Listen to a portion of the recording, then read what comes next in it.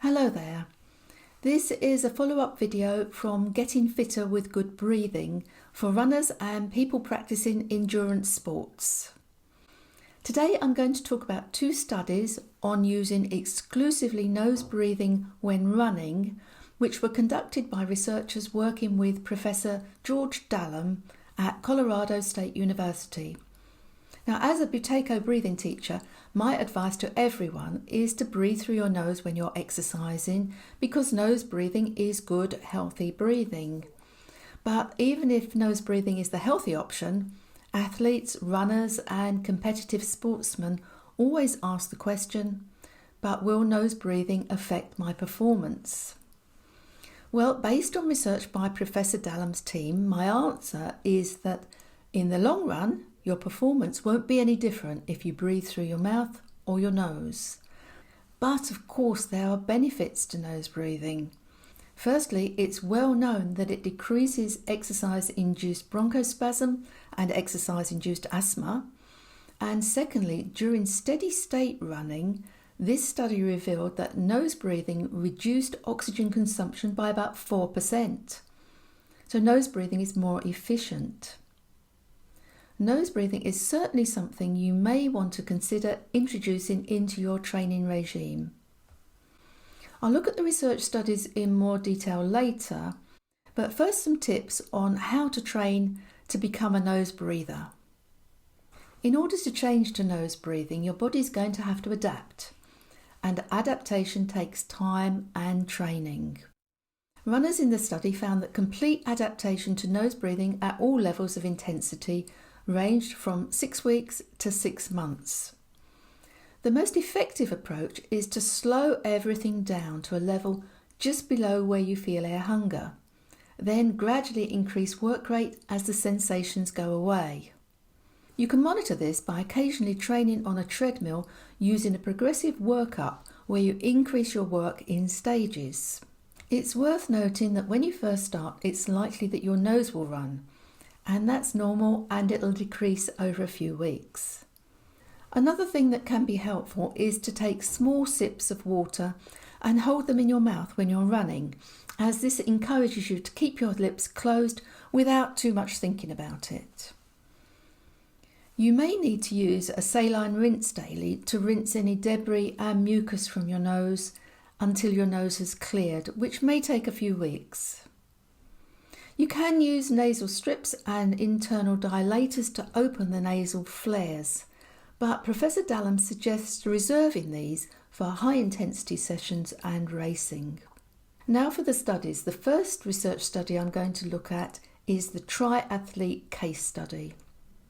An opportunity arose for Professor Dallam's team to study a 53-year-old male competitive triathlete who had changed to exclusive nose breathing in order to prevent exercise-induced bronchospasm. And this case study was published in 2016. The triathlete had competed in the sport successfully for 31 years at the start of the study.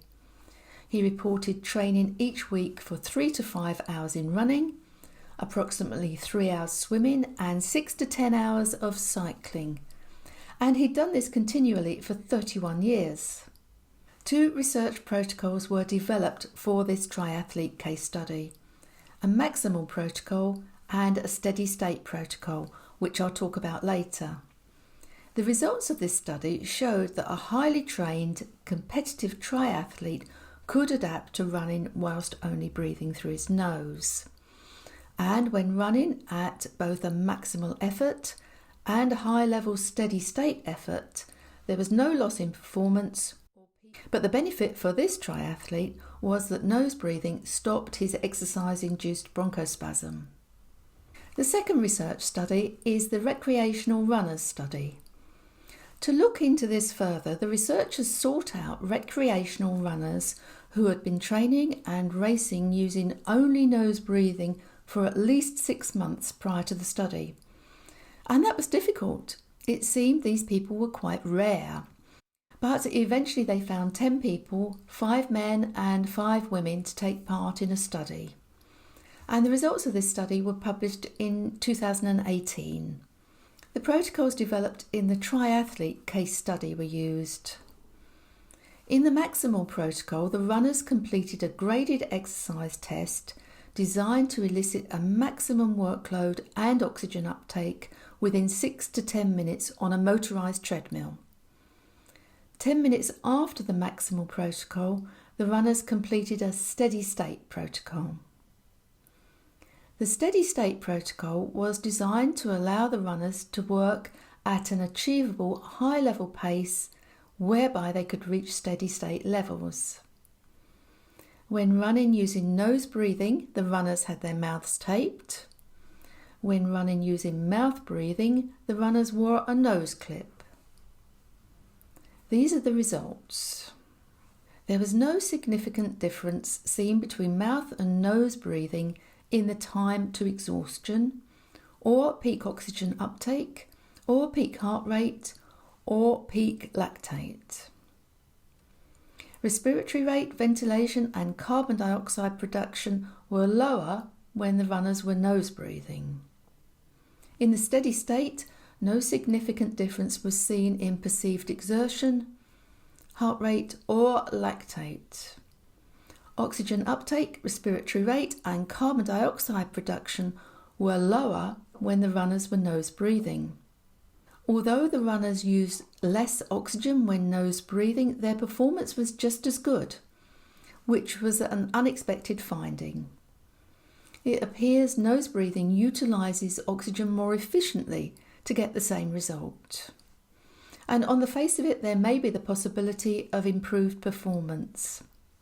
So in conclusion, this study was the first to evaluate people who had already trained themselves to breathe through their nose while running, and that was unlike all previous studies. The runners in these studies were able to achieve the same peak work and peak oxygen uptake, breathing exclusively through their mouth or breathing exclusively through their nose. An unexpected additional finding was that when the runners used exclusively nose breathing, they experienced this 4% improvement in physiological economy. And further research will be needed to find out if this is a potential way to improve performance in endurance events where economy is a critical performance factor. Interesting stuff. Take care. Bye now.